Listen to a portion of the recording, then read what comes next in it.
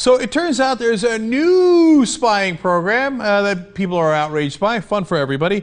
Turns out there's a thing called the Special Operations Division, SOD. Fun. It involves 24 partner agencies, including the FBI, CIA, NSA, Internal Revenue Service, Department of Homeland Security, etc. Well, the NSA is where it gets fun. Turns out that they have been collecting intelligence and passing it on to the local cops, but not letting prosecutors and defense attorneys and judges know in cases. It's a story broken by Reuters, and let me go to their reporting on it. Here, they say a secretive U.S. Drug Enforcement Administration unit is funneling information from intelligence intercepts, wiretaps, informants, and a massive database of telephone records to authorities across the nation to help them launch criminal investigations of Americans. Wait a minute! I thought this intelligence was for national security and Al-Qaeda. That's domestic criminal investigations. Interesting. Reuters continues. Although these cases rarely involve national security issues, documents reviewed by Reuters show that law enforcement agents have been directed to conceal how such investigations truly begin, not only from defense lawyers, but also sometimes from prosecutors and judges. Now look, oftentimes they have legitimate warrants by which they collected this intelligence, but then not telling defense lawyers, prosecutors, judges, etc. is egregious, let alone the times they don't have legitimate warrants. Remember, it was all supposed to be about national security. Now we're talking about drug dealers, drug users. Okay, great. We're fully targeting Americans and not even letting the justice system know about it. Reuters continues.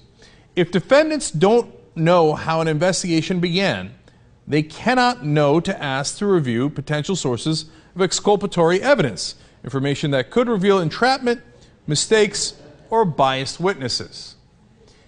Yeah, that would pretty much run counter to our justice system. What remains of it? Well, now lawyers are saying, I can't believe they're doing this. I thought I trusted the government. They thought it was for national security. Well, here's Harvard Law School professor Nancy Gertner, who, by the way, used to work as a federal judge from 1994 to 2011. She says, it is one thing to create special rules for national security. Ordinary crime is entirely different. It sounds like they're phoning up investigations. To which I say, of course they are. This is what we told you from day one. You give people unlimited power, you think they're not going to use it and then abuse it?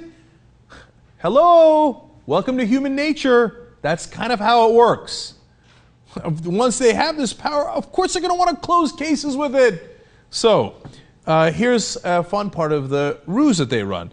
What they would do is recreate the investigations, pretending they never had that original evidence that began the investigation. It's called a parallel construct, okay?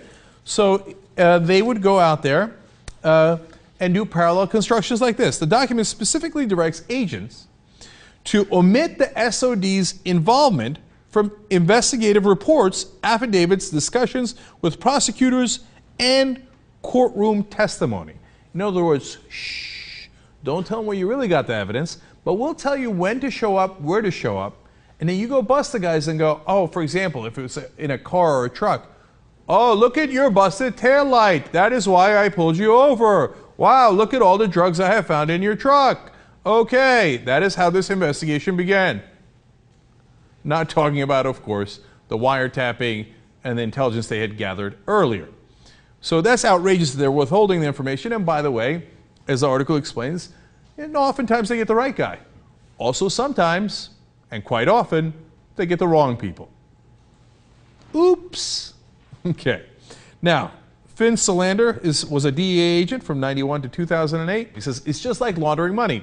You work it backwards to make it clean. That's what they do with the evidence. So they're laundering the evidence so that you can't tell where the original data came from. Okay, that's wonderful.